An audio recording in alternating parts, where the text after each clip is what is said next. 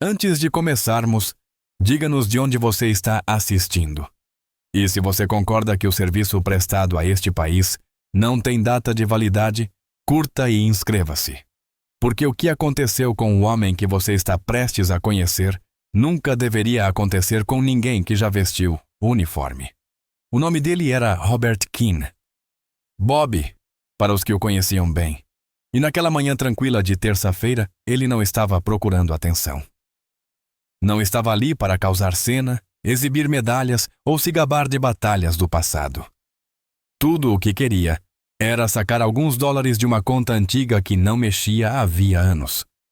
A mesma conta onde, décadas atrás, havia depositado o pagamento de risco por missões que o governo ainda hoje se recusa a reconhecer oficialmente. Ele entrou pelas portas do Summit Ridge National Bank como qualquer outra pessoa, firme, calmo, chapéu na mão. O chapéu, um boné preto bordado com linha dourada que dizia "Veterano da Coreia, Vietnã", havia sido cuidadosamente limpo antes de sair de casa.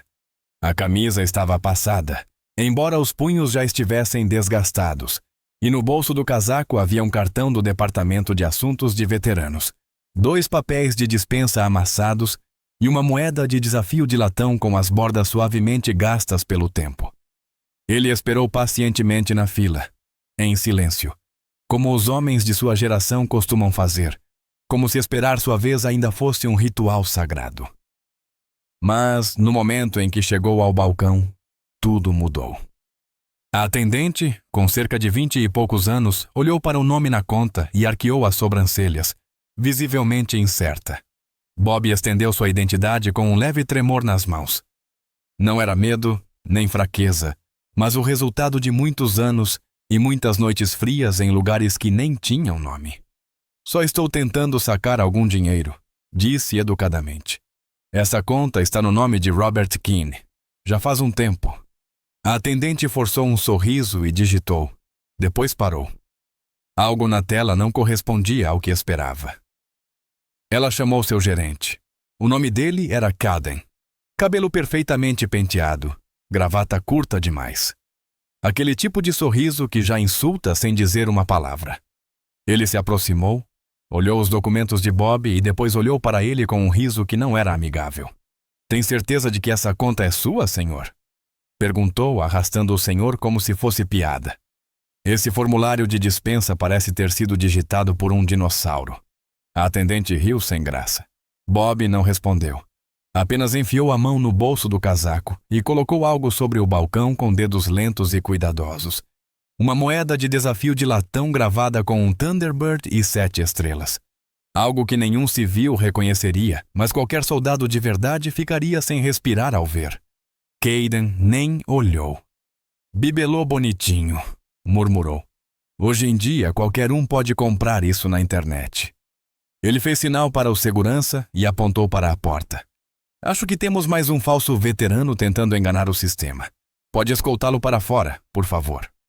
O segurança hesitou por um instante, mas o suficiente para que Bob ouvisse tudo. Alguns clientes riram atrás de seus celulares. Outros fingiram não ouvir. Bob não discutiu, não exigiu nada. Apenas pegou a moeda, guardou-a no bolso com cuidado. Fez um leve aceno e caminhou lentamente até um banco próximo à janela. Sentou-se ereto, mãos cruzadas, olhar perdido. O riso foi diminuindo e um silêncio estranho se instalou no saguão. Não era culpa. Ainda não.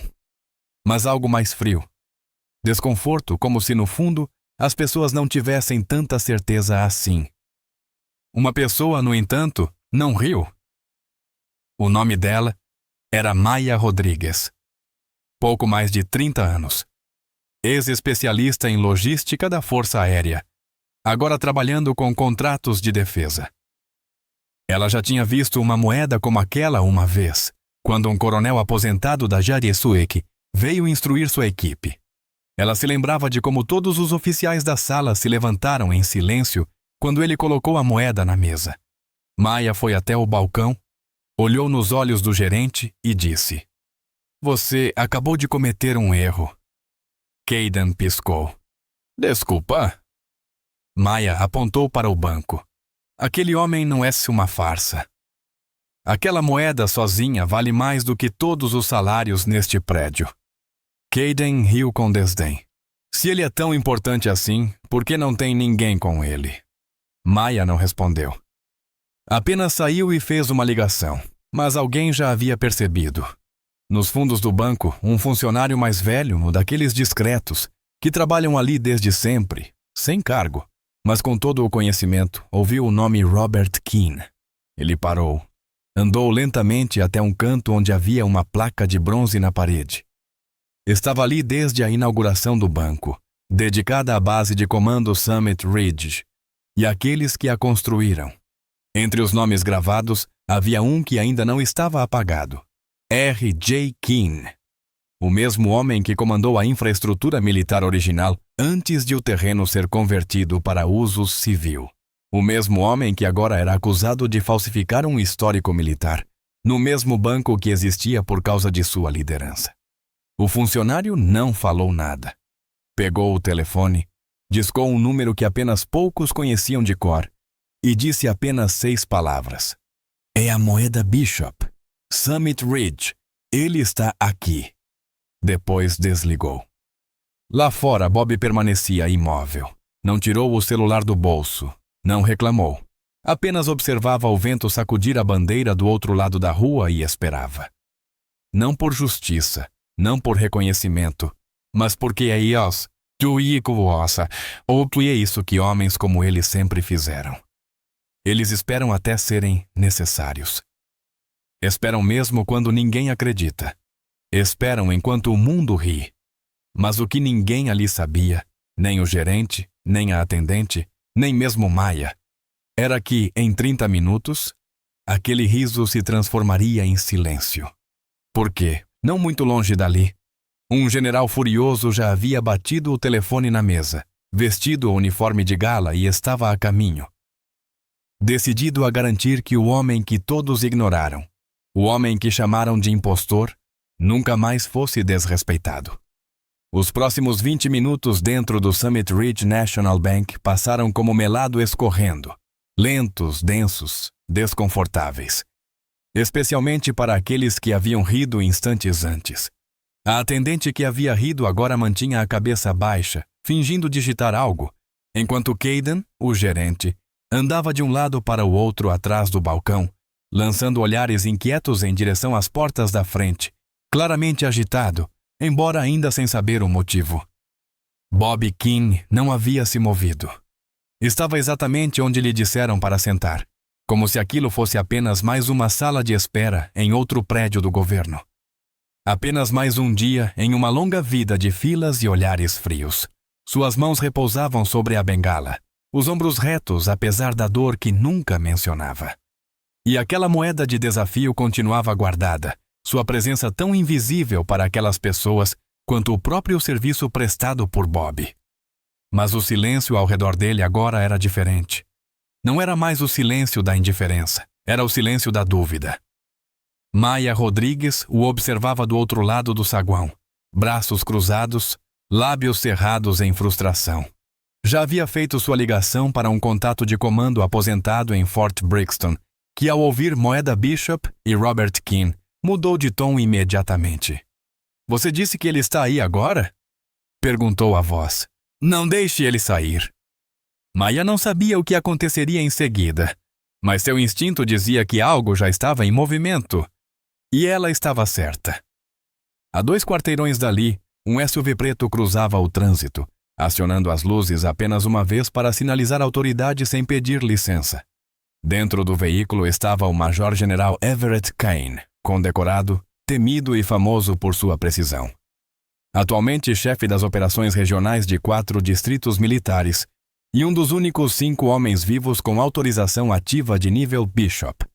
Ao receber a ligação e ouvir o nome Robert Keane, interrompeu sua reunião no meio de uma apresentação, levantou-se da cadeira e disse apenas 4 palavras ao seu assistente. Vista o uniforme, vamos sair. Keane não era apenas um nome em um arquivo para Cain. Ele era a razão pela qual Cain usava estrelas nos ombros, um fantasma vivo, um homem que se acreditava há muito tempo fora de circulação, do tipo que se sussurra em reuniões estratégicas e sessões de doutrina. Cain havia treinado sob a doutrina que Keane ajudou a escrever. O fato de ele ter sido insultado publicamente, de uniforme, em um prédio construído sobre o terreno que um dia comandou, despertou algo no general que raramente se manifestava: fúria. Enquanto isso, no banco, Bob ajustava a manga do casaco. O zumbido suave das luzes fluorescentes preenchia o ambiente, mas ninguém falava. Um cliente perto da estação de café saiu de fininho, sem fazer seu depósito. Um segurança permanecia próximo à saída, inquieto, lançando olhares discretos ao velho homem que, sem levantar a voz ou mostrar raiva, ainda assim irradiava uma presença que incomodava quem estava acostumado a exercer autoridade. Caden tentou ignorar o clima desconfortável. "Ele ainda está aqui", resmungou, espiando por sobre o balcão. "Sério?" Voltou-se para um dos funcionários mais novos e zombou. "Provavelmente está esperando que alguém poste algo para ele conseguir uma doação de piedade na internet. Veteranos fazem isso o tempo todo." A mandíbula de Maya se contraiu e a jovem atendente abaixou o olhar. Até ela já sabia que tinham ido longe demais. Caden recostou-se no balcão como se estivesse satisfeito consigo mesmo. Eu devia era ter chamado a polícia. Viu? Questão de tempo até ele causar uma cena. Mas no momento em que as palavras saíram de sua boca, as portas de vidro do banco se abriram com força. Não foi uma brisa, nem um cliente. Foi uma ordem. Um frio cortante atravessou a sala. Botas de verdade, bateram no piso com precisão. Não estavam apressadas, nem hesitantes. Estavam decididas. E caminharam. O Major-General Everett Kane entrou em traje de gala completo, cada medalha reluzente, cada linha de tecido passada com precisão militar.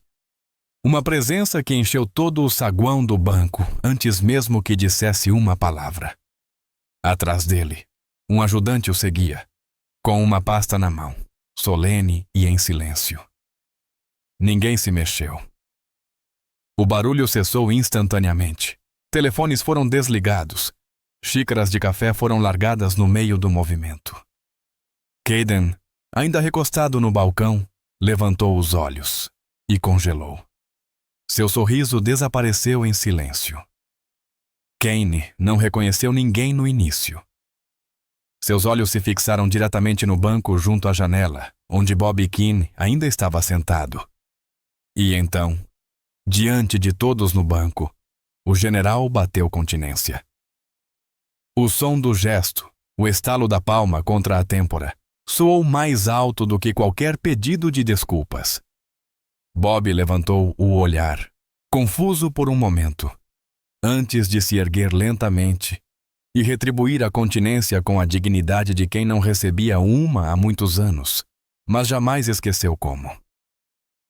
Então Kane se virou devagar e varreu a sala com o olhar como uma lâmina. Sua voz, quando falou, era baixa, mas afiada o suficiente para cortar vidro. "Quem aqui chamou o coronel Robert Keane de impostor?" Cada sílaba parecia talhada em aço. Ninguém respondeu. Não de imediato. Kane deu um passo à frente. "O coronel Keane", repetiu, enfatizando o posto com clareza gélida. "Foi instrumental na criação dos protocolos de reconhecimento conjunto ainda usados pelas Nações Livres. Seu histórico abrange 2 guerras, 6 teatros de operação e 14 missões não reconhecidas." Todos os olhares se voltaram para Caden. O gerente parecia prestes a vomitar. Eu não sabia", balbuciou. "Os papéis estavam velhos e..." "É claro que estão velhos", cortou Caine, "porque ele conquistou sua idade. Ele lutou por este país enquanto seu maior desafio era aprender a agendar tweets." O silêncio na sala mudou novamente, de desconforto para vergonha. O assistente de Caine avançou e abriu a pasta. Dentro havia uma pasta grossa marcada como confidencial, uma moeda comemorativa encaixada em veludo, e uma cópia impressa da placa de bronze do próprio banco com o nome de Robert Keane, gravado em destaque. Kane colocou a pasta sobre o balcão. "Este banco existe por causa do projeto estratégico dele. Aquela conta que vocês acharam suspeita? Financiou as linhas de suprimento originais das quais vocês agora lucram. Ele se virou novamente para Bob, agora com tom mais suave. Senhor, me desculpe. Se soubéssemos que o senhor estava na cidade antes, Bob assentiu com cansaço. Não vim para ser encontrado. Só precisava de dinheiro para ajudar meu neto com a faculdade. Caine assentiu lentamente. Então vamos fazer isso acontecer. E juntos, eles caminharam até o balcão, enquanto Caden se afastava em silêncio, mãos erguidas, o riso completamente dissipado e a lição apenas começando. O silêncio dentro do Summit Ridge National Bank já não era mais de constrangimento. Era reverente. Cada pessoa naquele saguão havia testemunhado algo mudar, como se o chão lembrasse do peso que um dia sustentou. O general Everett Caine ficou ao lado do coronel Robert Keane no balcão, sem gritar ordens, sem exigir punições, apenas de pé, como se nada mais no mundo importasse até que aquele homem conseguisse o que viera buscar. Bob retirou os fundos em silêncio, sem cerimônia, apenas para ajudar o neto a pagar a faculdade, algo que ele nem havia mencionado até que o general perguntasse. Ele nunca quis atenção. Nunca precisou. Tudo o que sempre quis foi cumprir sua palavra com aqueles por quem lutou e com aqueles para quem voltou. As mãos da atendente tremiam enquanto ela imprimia o recibo, sussurrando um pedido de desculpas que Bob não respondeu. Não por desprezo. Ele simplesmente não precisava. Pegou o comprovante, dobrou-o uma vez e o guardou no bolso, como se fosse apenas mais uma tarefa cumprida. Mas quando se virou para sair, o general Caine o deteve com uma mão sobre o ombro. Coronel, o senhor tem 5 minutos, disse ele. Bob ergueu as sobrancelhas. Para quê? Caine indicou com a cabeça a sala, para a honra que o senhor nunca pediu. E então, sem uma única ordem verbal, todo veterano militar presente, desde um jovem da reserva próximo ao caixa eletrônico até um antigo enfermeiro naval preenchendo um formulário, se levantou e prestou continência. Mesmo os civis se levantaram de seus assentos.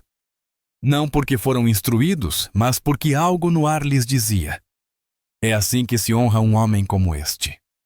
Bob congelou por um segundo, não por orgulho, mas por incredulidade.